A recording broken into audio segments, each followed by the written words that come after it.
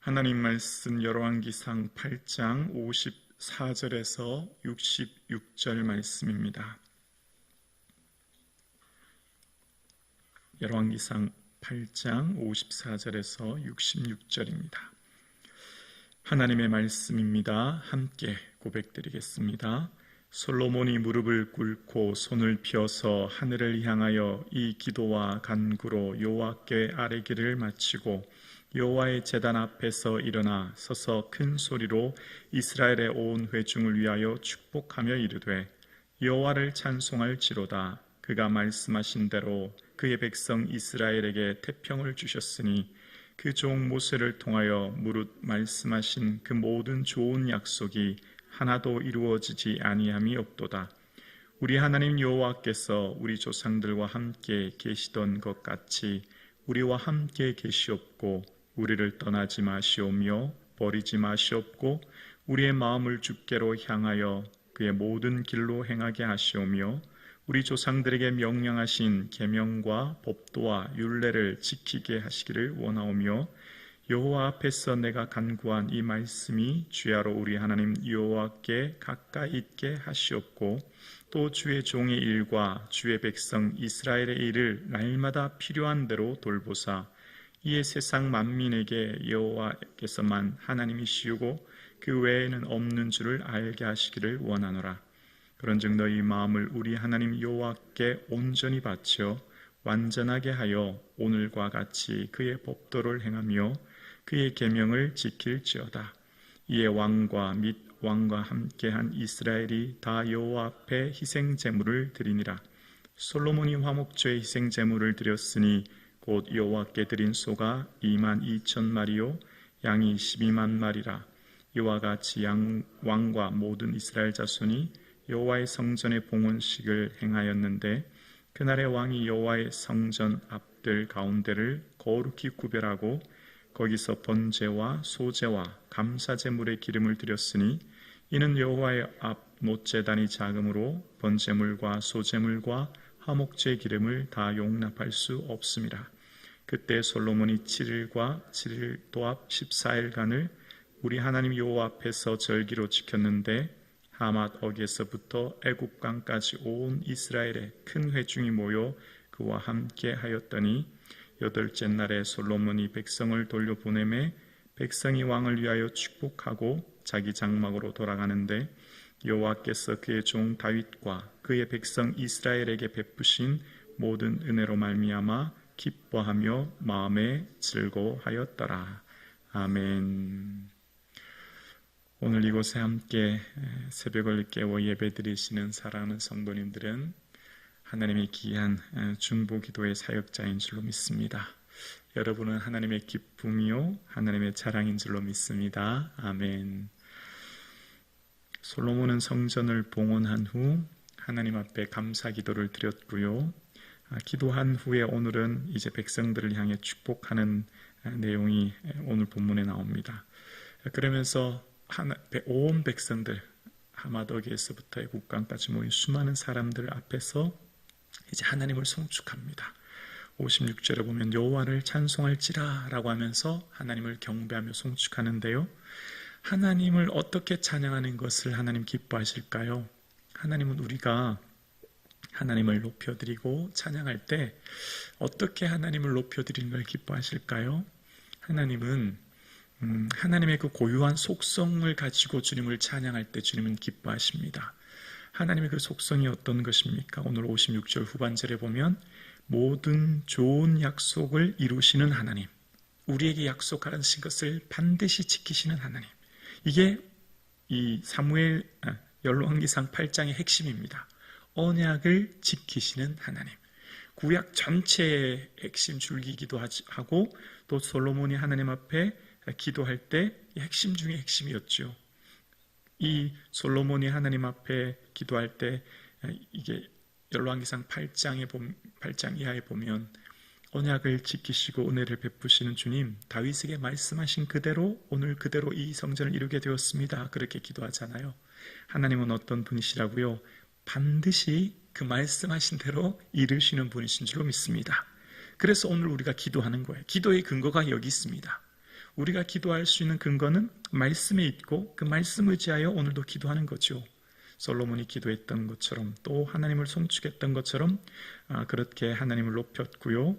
또 이스라엘에게 축복하며 권면하는 어떤 복을 구해야 될지 하나님 앞에 구할 때 이런 복을 구해라 소원하라라고 하면서 57절에 보면 우리 하나님 여호와께서 우리 조상들과 함께 계신 것 같이 우리와 함께 계셨고 우리를 떠나지 마셨고 버리지 마셨고 임마누엘의 복을 구하라는 거죠.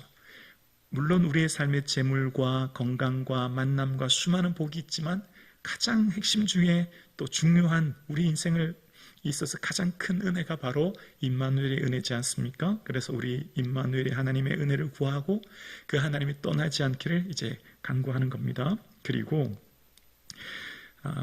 인생을 살아가면서 어떻게 살아야 될지 어떤 것이 큰 복인지에 대해서 58절에 이렇게 고백합니다. 58절에 보면 우리 마음을 주께로 향하여 그의 모든 길로 행하게 하시오며 우리 조상들에게 명령하신 계명과 법도와 율례를 지키게 하시기를 원하오며 라고 이야기합니다.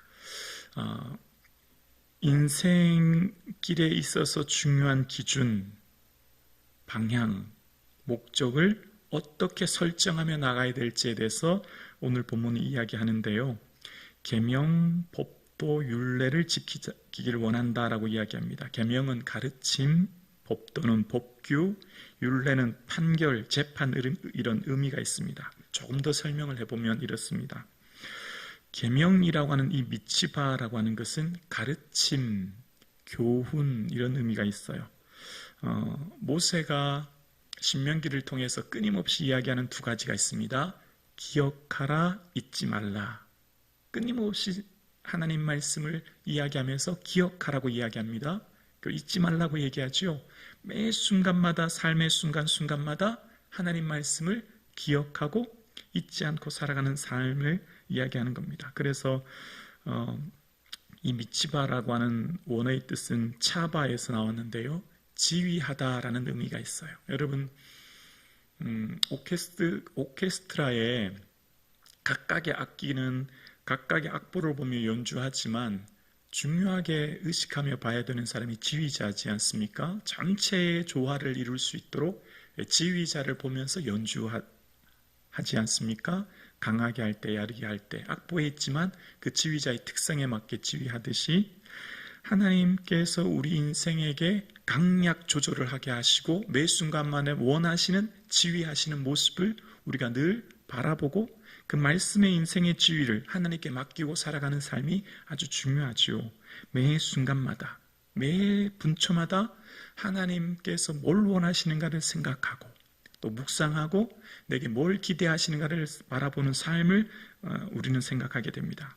그리고 법도라고 하는 이 호크는 법규를 말합니다. 법규, 율법 이런 것인데요. 흔히 구약에서 중요한 법규는 무슨 십계명, 안식년법, 희년법, 절기법 같은 것들이 있지 않습니까? 중요한 이러한 법들을 말씀하셨죠. 그래서 이 호쿠라고는 원어의 뜻은 윤곽을 그리다라고 하는 하카크에서 유래되어 있습니다. 윤곽을 그리다.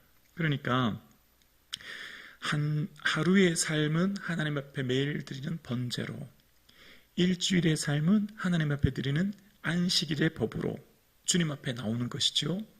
또 절기는 매 절기마다 하나님 앞에 나오는 것으로, 또 안식법은 7년에 한 번씩 안식년법으로, 희년법으로 인생의 큰 계획을 그리는 거예요. 인생의 계획 시간 테이블, 타임 테이블을 그릴 때 기준이 뭘까요? 하나님 앞에 나오는 게 기준입니다. 매일의 번제, 일주일의 안식일의 삶, 또 절기, 또 안식년, 희년법이라고 하는 인생의 큰 타임 테이블의 시간은 다 예배에 맞춰져 있는 거죠. 예배하면서 하나님의 그 법을 생각하면서 지키는 삶을 이야기하는 겁니다. 하나님께서 우리에게 원하시는 법, 그것은 뭘까요? 결국은 우리에게 짐이 되고 우리를 짓누르는 무거운 짐과 어려움이 아니라 우리를 살리고 우리를 보호하고 우리를 지키는 것이 되는 겁니다. 법은 결국 우리를 위하여 주신 것이고 우리의 삶을 더 윤택하게 행복하게 하기 위해서 법을 주신 것이죠. 그리고 율례라고 하는 것은 이 미시파트라고 하는 것인데요. 재판, 판결이란 겁니다. 공정한 재판을 말하는 거예요. 그러니까 법을 주셨잖아요. 그 법을 주셨는데 법대로 어떻게 해요? 살아야 되는 겁니다. 실천해야 되는 거죠. 법대로 공정하게 재판하고 실행하고 삶을 살아내는 것. 단순히 법을 아는 것에서 멈추는 것이 아니라 삶으로 살아내는 것을 이야기하는 거예요. 그래서 인생의 중요한 지침과 기준은 가르침이라고 하는 계명과 법규라고 하는 법도와 판결, 재판이라고 하는 율례의 방향과 목적을 맞추어서 인생의 계획을 그리고 살아가는 삶을 우리에게 원하시는 것을 말씀하는 겁니다. 그래서 58절에 다시 한번 보면 우리 마음을 주께로 향하여 그의 모든 길로 행하게 하시오며 라고 이야기합니다. 우리가 인생의 모든 마음을 하나님께로 향하고 걸어가는 우리의 모든 길의 방향과 목적과 계획은 오직 하나님 말씀 앞에 두고 예배의 삶을 살아가고 하나님께서 뭘 원하시는가를 생각하면서 살아가는 삶을 지금 이야기하고 있는 거죠. 그러면서 59절에 보면 여호와 앞에서 내가 간구한 이 말씀이 주야로 우리 하나님 여호와께 가까이 있게 하시옵고 또 주의 종의 일과 주의 백성 이스라엘의 이 일을 날마다 필요한 대로 돌보사라고 간구하고 요청하고 있습니다. 날마다 어떻게 해요? 필요한 대로 돌아봐 주시기를. 저와 여러분의 삶에 이러한 은혜가 있기를 주 이름으로 축복합니다. 자, 여기서 필요한 대로, 필요하다라고 하는 원어의 뜻은 이 약속이라는 의미가 있어요. 약속.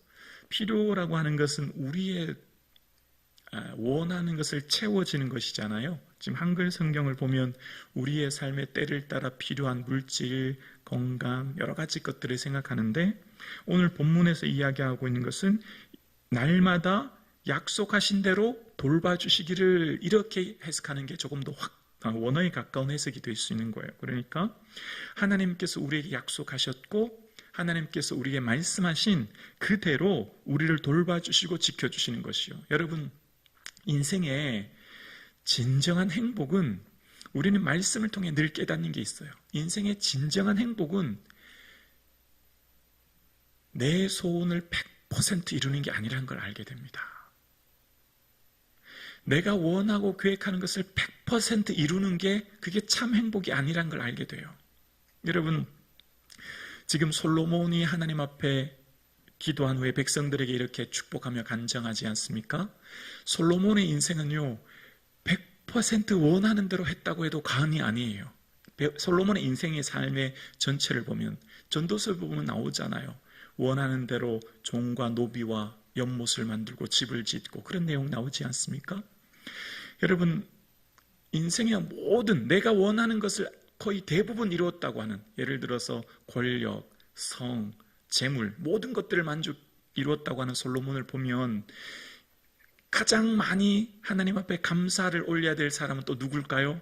솔로몬입니다. 맞잖아요. 가장 많은 걸 내 소원을 이루었으니까 하나님께 가장 많이 감사해야 되잖아요. 근데 시편에 보면 솔로몬의 시편은 딱 2편밖에 없어요. 127편과 72편이에요. 그것도 72편에 하나님을 찬양하는 내용이 딱 한 편 나와요. 그럼 대부분의 시편은 누가 한 걸까요? 다윗이 한 거예요, 여러분. 다윗의 인생은요 결핍투성이었습니다. 다윗의 인생살이를 보면 젊었을 때는 광야의 시간으로, 또 노년의 삶은 여러 가지 반란으로, 또 삶의 모든 순간은 하나님의 성전을 위해서 모든 물질을 준비함으로 내 사적인 개인적인 재산을 드리지 않았습니까? 그런데 찬양이 가장 많아요. 무엇을 말하는 걸까요? 인생의 진정한 행복은 뭘까? 내 원하는 대로 먹고 마시고 살아가고 내가 원하는 대로 다 하는 것이 진정한 행복을 넘어 하나님이 내게 뭘 원하실까를 바라보고 하나님께서 원하시는 것을 이루는 삶, 하나님의 뜻이 나의 삶에 이루는 삶, 그 삶이 저와 여러분의 있기를 주 이름으로 축원합니다. 비록 삶에 어려움이 있을 수 있고 비록 삶에 고난이 좀 있지만 그럼에도 불구하고 하나님이 내게 뭘 원하신 것을 바라보고 하나님께서 기뻐하는 그 계명, 법도, 율례를 지키며 살려고 애쓰는 삶, 그러면서 매 순간마다 하나님을 바라볼 때 하나님께 찬양하고 경배하고 높이는 삶, 그게 다윗의 삶이었듯이 저와 여러분의 삶 가운데도 이러한 은혜가 있기를 주 이름으로 축원합니다. 가장 많은 찬양을 다윗이 했듯이 결핍투성이 인생에 있었던 다윗의 삶에 어떻게 하나님께 부족함이 없다고 고백할 수 있었을까요? 어떻게 매 순간마다 내 잔이 넘치나이다 할 수 있었을까요? 그것은 솔로몬이 할 수 있는 고백이잖아요. 그래서 솔로몬이 내 잔이 넘치고 부족함이 없었잖아요. 다윗의 삶 가운데 하나님께 부족함이 없고 감사하고 찬양했던 것, 하나님께 늘 나는 아무것도 아니며 나는 가난한 자여 천한 사람이여 본래와 같은 자인 나를 택해 주시고 왕 삼아 주시고 나와 함께 해주신 은혜를 기억하는 삶, 나는 종이었고 나는 아무것도 아닌 자를 택하셨던 그 고백. 그래서 다윗은 작은 것에서도 감사하고 어떤 결핍에서도 하나님께서 함께 해주신 것을 감사했듯이, 비록 우리의 삶에 부족함이 있고 연약하지만 하나님 날 택해 주시고 하나님 나와 함께 하심을 인하여 감사할 수 있는 이 아침 되기를 주의 이름으로 축원합니다. 우리는 원래 누굽니까? 허물과 죄로 죽었던 영원한 지옥의 고통에서 삶을 살아야 됐던 자 아닙니까? 그러나 예수 십자가 보혈로 구원해 주셨고, 예수 십자가 보혈로 기도하게 하셨고, 예수 십자가 보혈로 하나님 앞에 예배하며 간구하며 기도하게 해주신 이 축복, 예수님이 계셔서 감사할 수 있는 이 은혜가 있기를 주의 이름으로 축원합니다. 예수님께 우리의 모든 삶의 기도의 제목, 감사의 제목, 자랑, 기쁨이 예수 그리스도가 되는 이 아침 되기를 주의 이름으로 축복합니다.